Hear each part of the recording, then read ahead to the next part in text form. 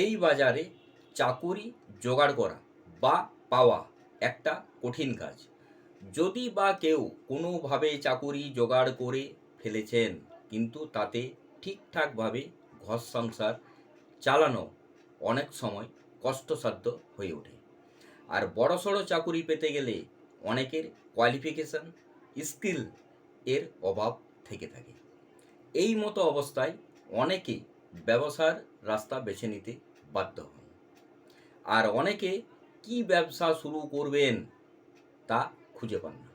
এই শিক্ষামূলক আলোচনায় আমি বাদল বিডি লার্নিংয়ে আপনাদের স্বাগত। যারা চ্যানেলটি নতুন দেখছেন এবং যারা এখনও পর্যন্ত চ্যানেলটি সাবস্ক্রাইব করেননি, অবশ্যই করবেন এবং ভিডিও ভালো লাগলে লাইক এবং শেয়ার করতে ভুলবেন না। ব্যবসা করতে গেলে লাগে পুঁজি, আর এই পুঁজির কোনো নির্দিষ্ট পরিমাণ রাশি থাকে না। তবু যদি কোনো ব্যক্তির কাছে, পকেটে বা পরিবার, বন্ধুবান্ধব এর সাহায্যে 2 থেকে 3 লক্ষ টাকা থেকে থাকে বা জোগাড় করতে পেরে থাকেন, সেই ক্ষেত্রে কি কি ব্যবসা করা যেতে পারে? উত্তর খুঁজে পাওয়া খুবই কঠিন। তবু আসুন দুটি ব্যবসা নিয়ে আলোচনা করা যাক। এক, মোবাইল শপ।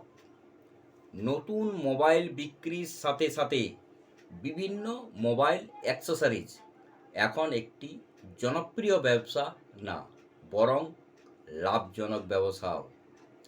প্রায় প্রত্যেক মানুষের হাতে এখন মোবাইল ফোন, স্মার্টফোন, আর এর চাহিদা দিন প্রতিদিন বেড়ে চলেছে। টেকনোলজি দিন প্রতিদিন আপগ্রেড হয়ে যাচ্ছে, আর এর সঙ্গে স্মার্টফোনও পাল্লা দিয়ে চলছে।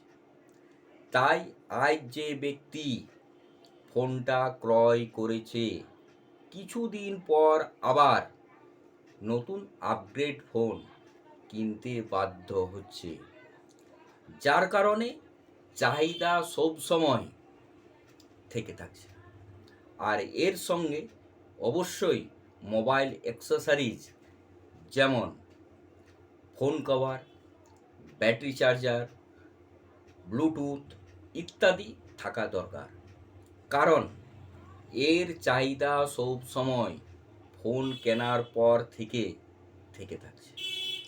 এর সঙ্গে পুরনো মোবাইল ক্রয় করে বিক্রি করাতেও একটি কিছু উপার্জন হয়ে থাকে।